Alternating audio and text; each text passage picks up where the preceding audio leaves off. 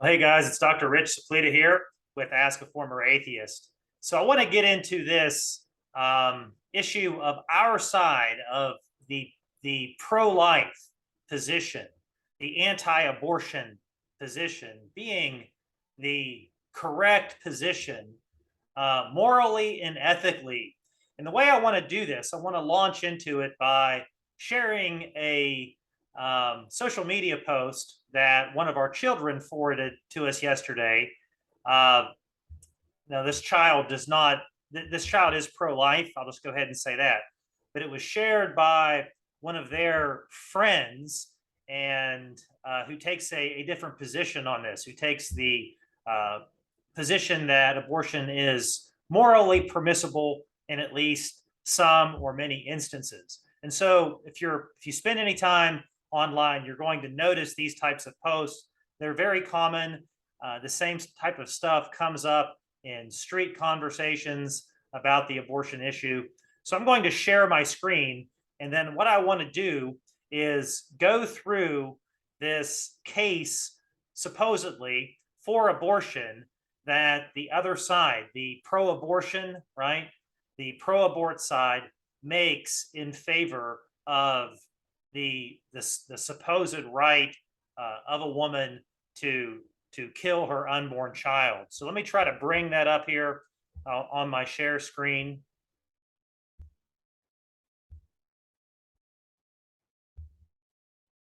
And we'll take a look at it. Well, that's not it. Let me try again. Here we go. All right, so this is page one. There are going to be 3 pages to this. And so let's just get right into it.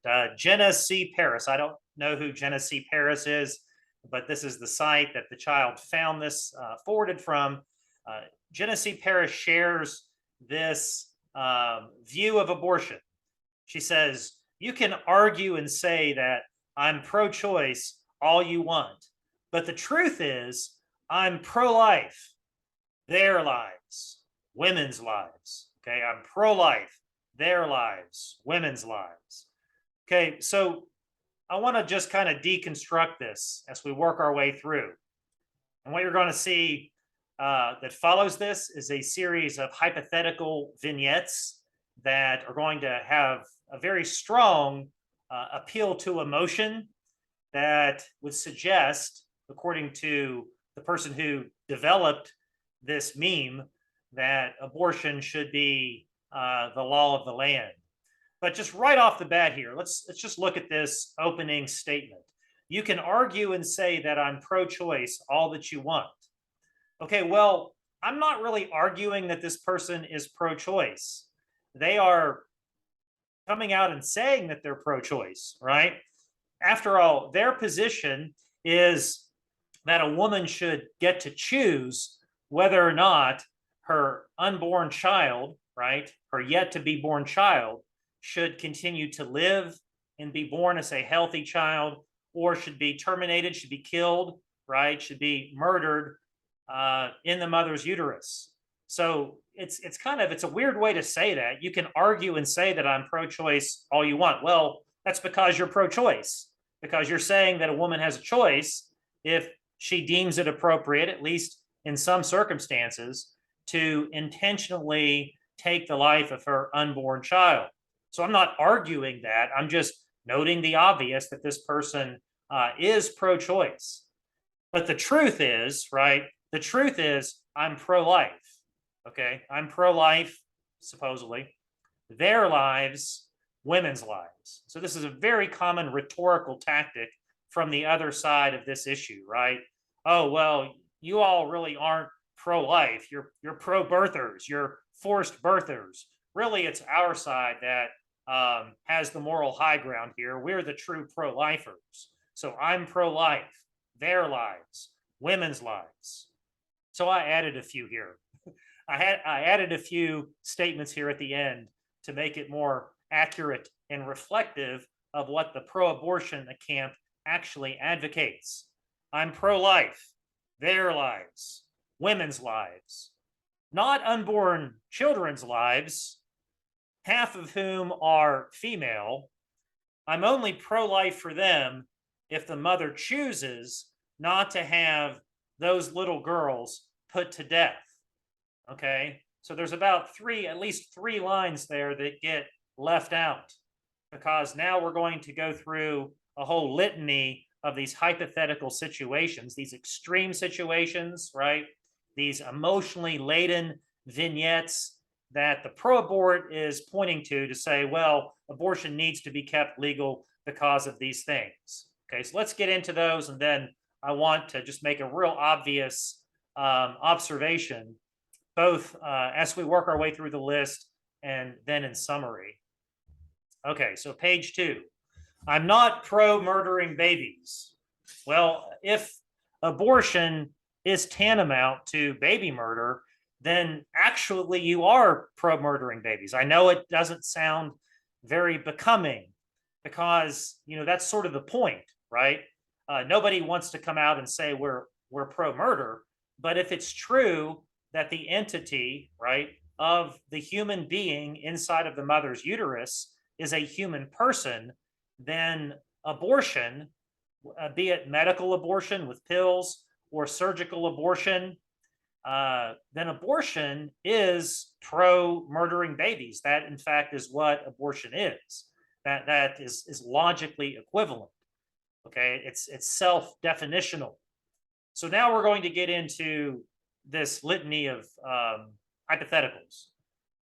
Okay, I'm not pro-abortion. I'm pro-Becky, who found out at 20 weeks, at her 20-week anatomy scan, that the infant she had been so excited to bring into this world had developed without life-sustaining organs. Well, okay, we have a term for that. It's been around for a long time. And that term is stillborn. A baby who is going to be born without life-sustaining organs is going to be a stillborn child. Now, that is tragic. That is heartbreaking. But stillborn children have been a thing for a long time, right? Long before Roe v. Wade, during Roe v. Wade, and they're going to be in the aftermath of Roe v. Wade. That's just an unfortunate reality. It's a tragic reality. Sometimes babies are not born alive. Okay.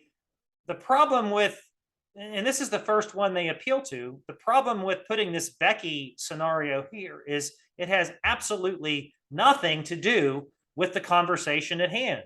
Okay. Nobody is trying to outlaw having a stillborn baby.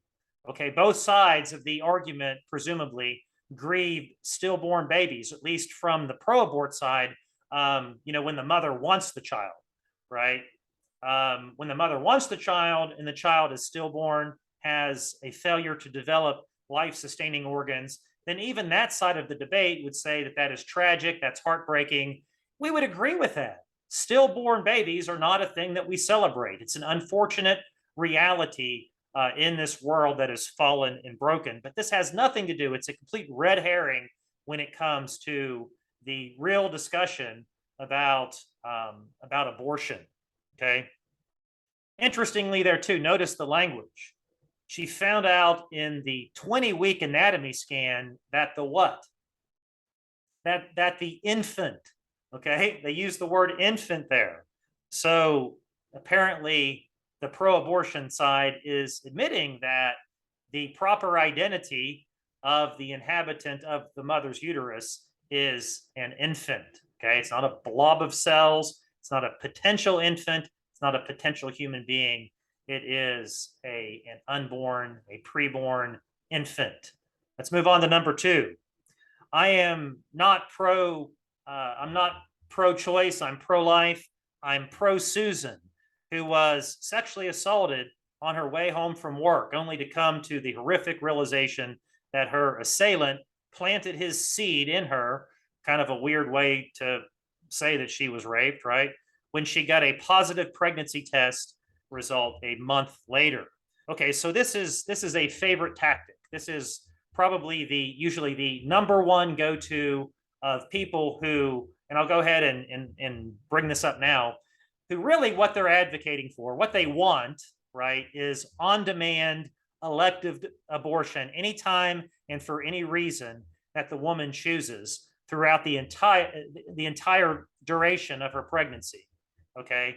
And so what they're going to do is they're going to appeal to an extremely rare instance of a rape that results in pregnancy to make the case. Here's what I do right away. As soon as somebody on the street or on an internet forum or in a conversation plays the rape card, okay, I'll say, I will answer your question. We can talk about rape, but before we do, let's just save ourselves some time.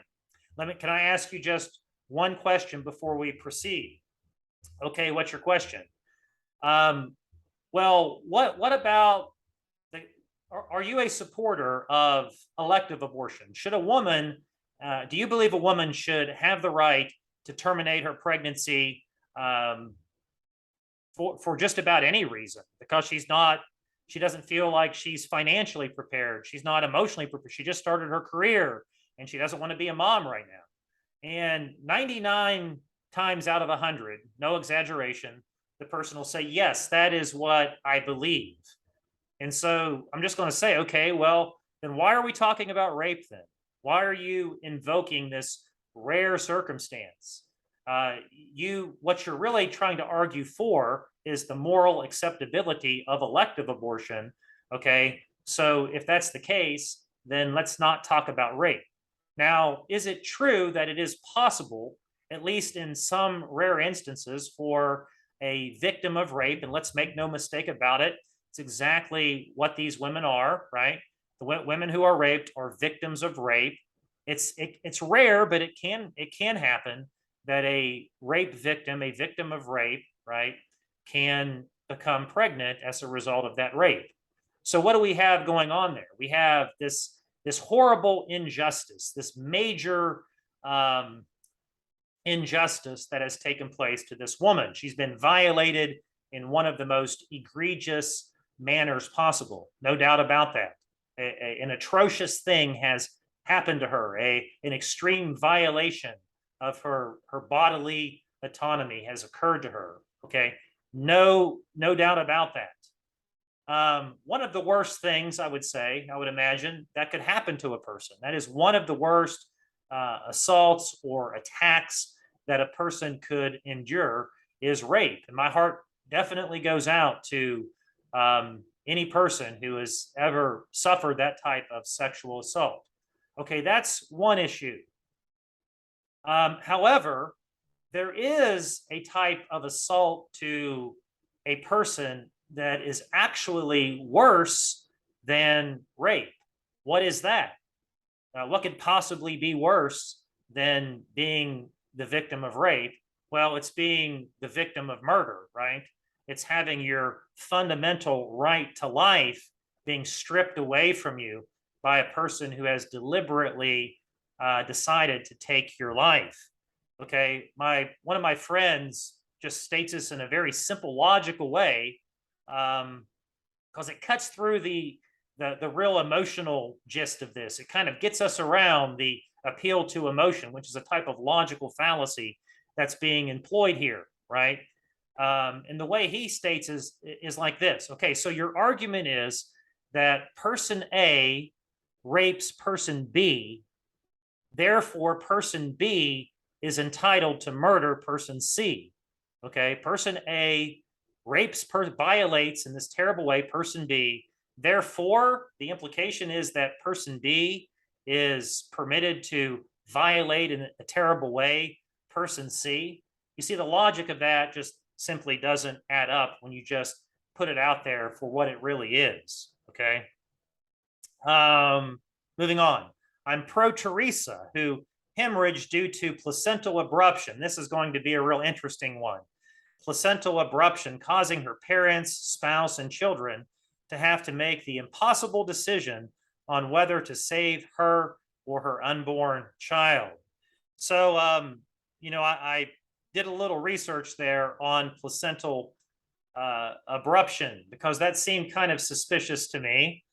And what I found out about placental abruption is that this is exceedingly rare. It can happen, but get this, it almost always occurs during the last trimester, especially in the final few weeks of gestation, the final few weeks of pregnancy. Okay, what typically happens? In less severe cases, the woman is put on bed rest. Guess what? Mother survives, baby survives.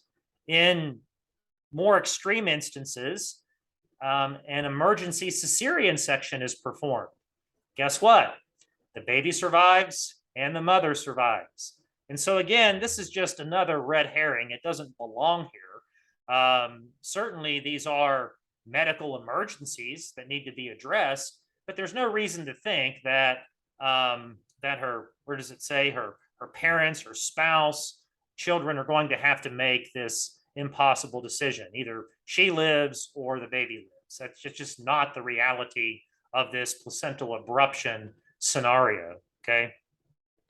Okay, I'm pro little Kathy, who had her innocence ripped away from her by someone she should have been able to trust, and her 11-year-old body isn't mature enough to bear the consequences of that betrayal. Loaded language. Okay, in no way am I trying to minimize the severity of child rape. We'll get to that in a second, but I just want you to just look, okay, at how much loaded language is used in this particular vignette. I'm pro little Kathy. Okay, so little is going to be a word that is used for the sake of emotional appeal here, who had her innocence ripped away from someone, by someone she should have been able to trust, and her 11-year-old body isn't mature enough to bear the consequences of that betrayal. Okay, again, child rape, one of the worst imaginable crimes, no doubt. I think we're clearly all in agreement on that. And I would say, of all of these vignettes that we're going to get pitched at us, this really is the most difficult one to kind of to provide a rejoinder for. But I think that our pro-life position, I'm convinced, stands up even in this particular situation. Not saying it's easy, not saying it's not extremely difficult, not saying it's extremely challenging, not saying there's an enormous tragedy that's happened when and if this takes place, but our pro-life conviction and position still holds up.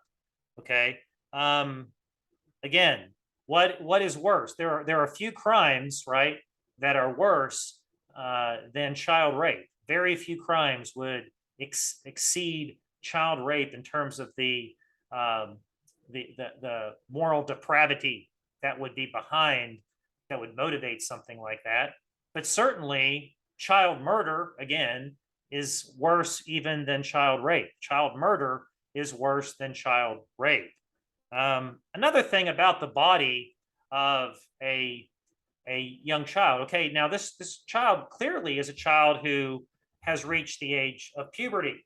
And I know this sounds very strange in our culture, but we have to get ourselves outside of our culture a little bit to really understand the physiological side of this question.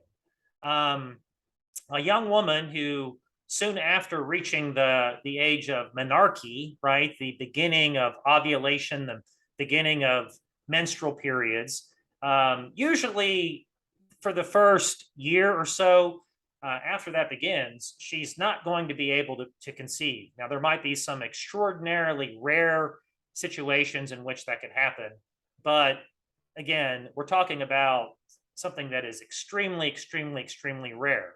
In just a purely physiological sense, her body knows when she's able to gestate a baby, and she's not going to get pregnant, with very few exceptions to this, unless her body, if she's not going to get pregnant and stay pregnant, there will be a spontaneous abortion, right, which has nothing to do with human-induced abortions.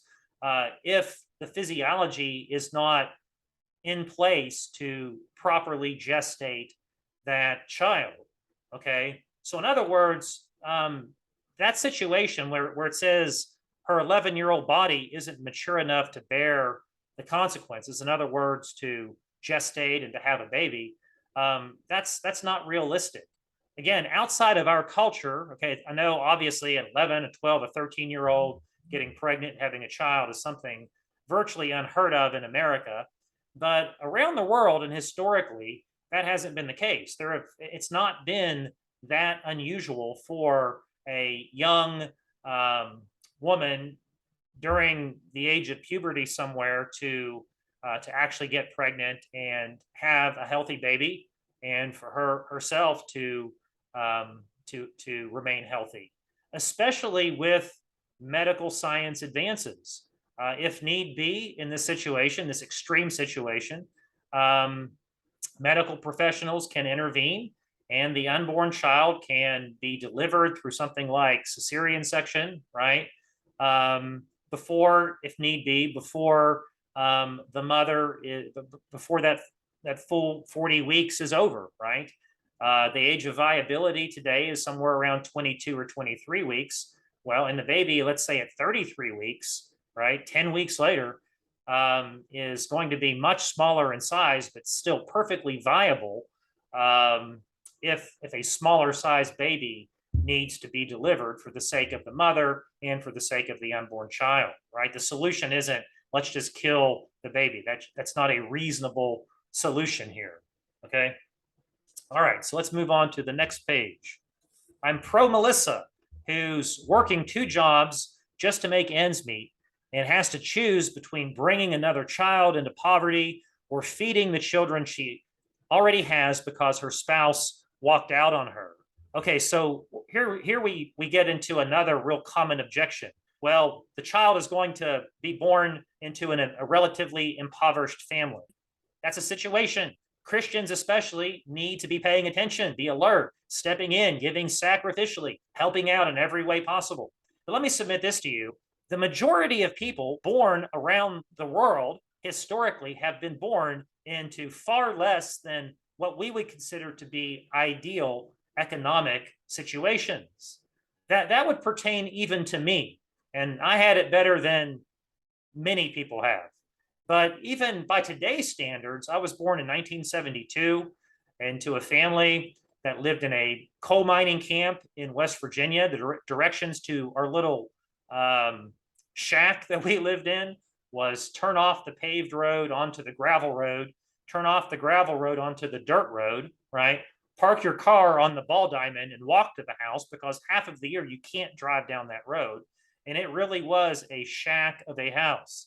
I shared a bedroom up until age 5 with my 2 older sisters. Why? Because we didn't have, we weren't able to afford a house where I could have my own room. Now, a lot of people would say that is far less than ideal circumstances. But the argument here, think about the gist of the argument that's being made. The gist of the argument being made is, I mean, to be very blunt about it, right, is, well, we should preemptively kill the poor kids. These kids are going to be disadvantaged. They're not going to have everything that we might want for them to have. They're not going to grow up in anything like an ideal economic situation. Therefore, let's go ahead and kill them. Let's kill the poor kids. Well, I'm convinced that kill the poor kids is not a reasonable or a moral or ethical solution to problems like this, right? Here's another question. So if we're going to draw that line and say, well, unless a family or a mother has a certain income, then it's better just to preemptively kill, murder her unborn child. Where are we going to draw that line? Is it at $50,000 a year? Is it at $30,000 a year? Is it at $20,000 a year? Where do we draw that line, pro-aborts, and how do we make that add up? Okay, I'm convinced that the kill the poor kids line of reasoning, even whenever you embellish it with these types of emotionally laden scenarios, it just doesn't cut the mustard. Okay. Next situation. I'm pro Brittany, who realizes that she is in no way financially, emotionally, or physically able to raise a child. Well, thank God that there is adoption available, right?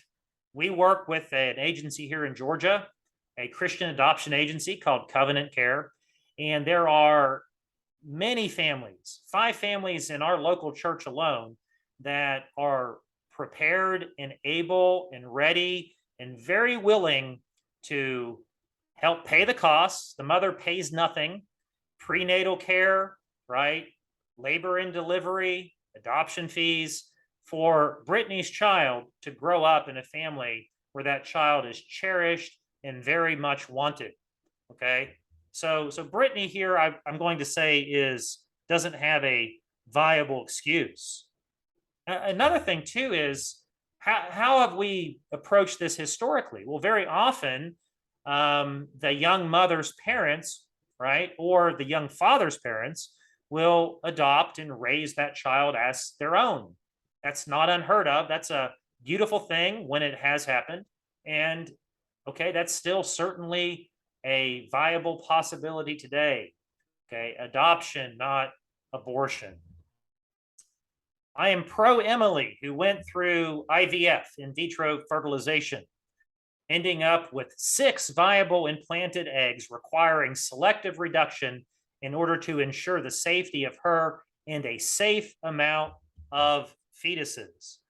Okay, real interesting thing here about IVF, about in vitro fertilization. The standard, the most commonly done type of IVF is something called single embryo transfer. Okay, that means that one embryo. And by the way, why are they talking about implanted eggs? Right? These aren't implanted eggs. These are implanted embryos. Medically, there's no such thing as a fertilized egg. There's the embryonic period, anything from like the zygote, the blastula, up through the various stages of embryonic development. So you have embryo up to about like 8 weeks, and then from then on you have fetus, embryo and fetus. So why are we talking about implanted eggs? These are already human beings, right, that are being implanted. But the standard here is that a single embryo transfer is conducted. So why are we implanting all of these extraneous embryos when they're unlikely to be able to gestate in the same mother? Okay, but even if that is the case, there are certainly plenty of documented instances of like 3 twins, 3 babies, 4 babies, even 5, 6 babies that are born healthy. We don't need to kill the babies. The babies survive, and the mother is able to deliver them all. So again, this is a real strain here. This is a real stretch that they would even include something like this scenario. They're grasping at straws. I'm pro Jessica, who is finally getting the strength to get away from her physically abusive spouse. So there's a strong element of argument from emotional appeal, right? Abusive spouses, abusive partners, very serious business, very tragic. Yes, the woman should get away and make sure that she's safe and her children are safe as the situation develops. Again, Christians need to be helping those women, housing those women, providing for those women, making sure they're safe, doing everything we can. But this is a separate issue, right? Jessica's finally able to get away from a physically abusive spouse, only to find out that she is carrying the monster's child. Well, let me suggest this, right? He may very well be a monster that she needed to get away from. Okay. Great. She's gotten away from this terribly abusive husband. In no way does that give her or her physician or anyone else the right to also be a moral monster by taking the life of an innocent unborn child. The solution to abusive monsters is certainly not to become abusive monsters ourselves. That is absurd to even suggest that. Okay, the child's not a monster. The child is an innocent human being in this situation. The child is not guilty of the sins of the father, just as the innocent child is not guilty in the instances of rape of what the monster rapist perpetrated upon that particular woman. Okay. There was something else there. All right, let's move on to the next one. I'm pro Vanessa, who went into her confirmation appointment after years of trying to conceive, only to hear silence where there should have been a heartbeat. This kind of takes us back, I think it was to the first scenario. What we're talking about here is a stillbirth. This has nothing to do in any way, shape, or form with the discussion of whether it's morally justifiable, whether it should be legal to intentionally kill an unborn child, right? To abort the unborn child. This is an unfortunate and tragic case of some type of spontaneous abortion. It's very tragic, it's very sad, but it's a red herring here. It has nothing to do with the conversation at hand about the legality of abortion. In no state is something like this. Is anyone going to say, well, then she has to, that the baby's dead and we're just going to let it continue on in her womb? No, their medical professionals can go in, medical procedures are conducted, a dilation and extraction procedure to remove that dead child, that tragic example of a stillborn baby that has occurred there. Okay, this is not up for discussion, and no state is anyone suggesting, even remotely, that somehow this woman be forced to continue to carry this dead child to a certain gestational period. Okay, it just does not work that way. It's absurd that they even put that in here. Okay, I'm pro Lindsay, who lost her virginity in her sophomore year with a broken condom and now has to choose whether to be a teenage mom or just a teenager. It doesn't say sophomore year of high school or college. It really is kind of inconsequential either way, but it does make you wonder why they didn't specify, right? But she lost her virginity. Presumably, Lindsay here was a willing participant in this. And, you know, when you have sex, you are using what biologically is referred to as the reproductive system. Okay, that is what those body parts do, the normal function of those. I'm not saying it's the only function. We understand this as Christians, but the normal physiological and biological role of those organs is to reproduce, is to produce babies. So Lindsay here has made a decision to have sex. The condom broke. She is now pregnant. And so supposedly she has to choose whether to be a teenage mom or just a teenager. No, you can be both, right? You can be a teenage mom and still have something of a normal, in some ways, teenage life. The family helps out. The father's family helps out. The parents, perhaps, we talked about that before, adopt the child and it's essentially raised. It's one possibility as Lindsay's sibling, right? These are all viable options. Killing the baby is not. Okay, and let me just suggest this too. You know, it used to be that we would define people's lives and really praise them for stepping up to the plate and meeting big challenges. Yes, this is a big challenge. Yes, it's going to require Lindsay, perhaps, in many ways, to advance, to accelerate for her psychosocial development or whatever you want to call it. Is that a bad thing? I'm going to argue that's not a bad thing. I'm going to argue, in fact, that can be a very, very good thing. However, targeting that innocent unborn child for murder, right, so Lindsay can have a, quote, normal teenage experience is immoral and it's unjust to the highest degree. Okay, so here's our last one. I'm pro Courtney, who just found out that she's already 13 weeks along, but the egg never made it out of her fallopian tube. Again, why are we talking about a 13-week egg? Do these people not biology? Okay, do they not biology? There's no such thing as a 13-week egg, okay? In fact, at 13 weeks, that would be a fetus, right? Not even, that's beyond the embryo stage. But the egg never made it out of her fallopian tube. So either she terminates the pregnancy or risks dying from internal bleeding. So what we're talking about here medically is known as ectopic pregnancy. very rare. Yes, it can happen. But here's the thing about ectopic pregnancy. The child's not viable. This is a human being. This is a human child. Tragically, it's not going to survive. Okay. There's no way that this child can ever survive. And so here is the principle of those of us in the right to life camp. Okay.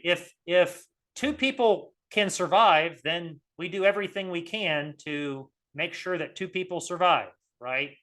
If one person can survive, but it's impossible that the other person, the other human being, can survive, then you do what you can to protect that one life.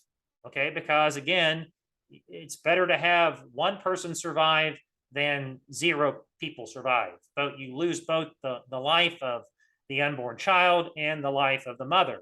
This is not considered abortion with respect to the present conversation. No states are going to say if a woman is experiencing an ectopic pregnancy, she cannot have the proper medical procedure required to save her life. That's not up for discussion. That's not part of this issue. And again, it's just really absurd and misplaced that that would even be found here. Okay, just real quick, I'll circle back around to borrow a line from the former White House press secretary, Jen Psaki, right? A real crowd favorite there. But just, I want to go back to the idea of this being a smokescreen. That's really what this post is all about.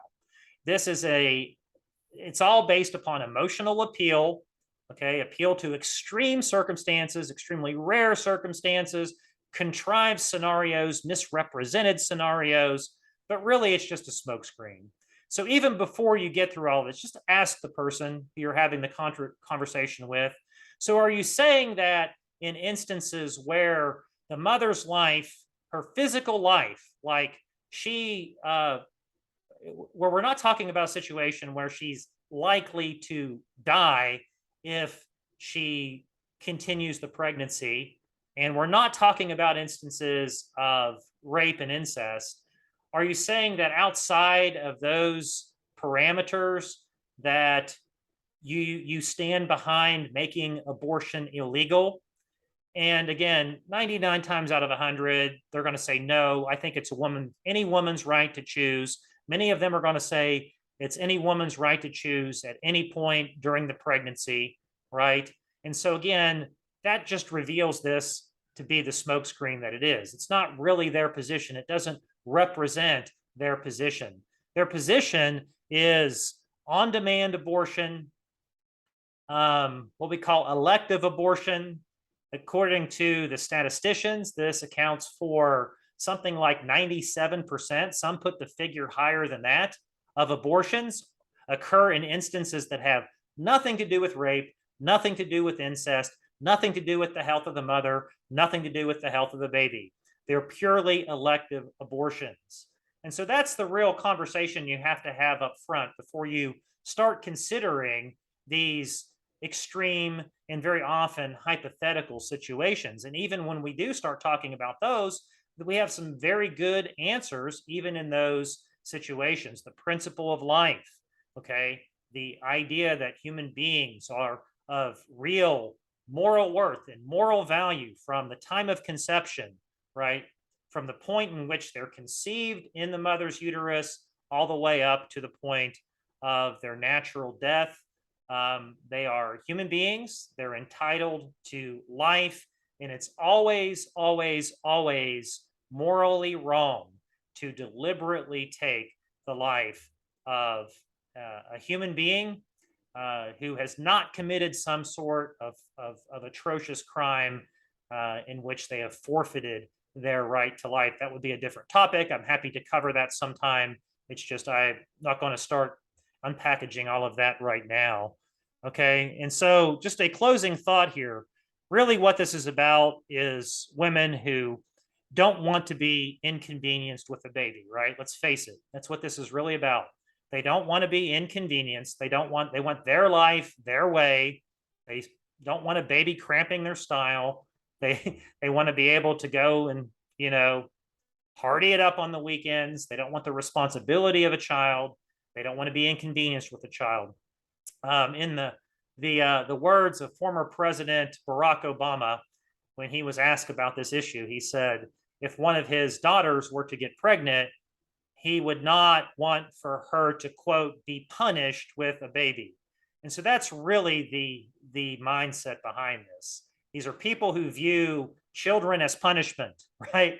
Unless the timing is perfect and everything happens exactly when and how they want it, they are not going to be inconvenienced with the baby, because what their life is all about them, right? They are what matters. It's extremely selfish, and that is really the heart, at the heart of the pro-abortion movement and the pro-abortion industry.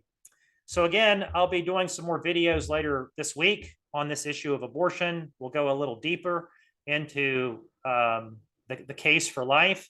I hope that my wife, Mary Catherine, will join me for at least one of those. It's always great to have a Christian woman who is a mother weigh in on these issues as well.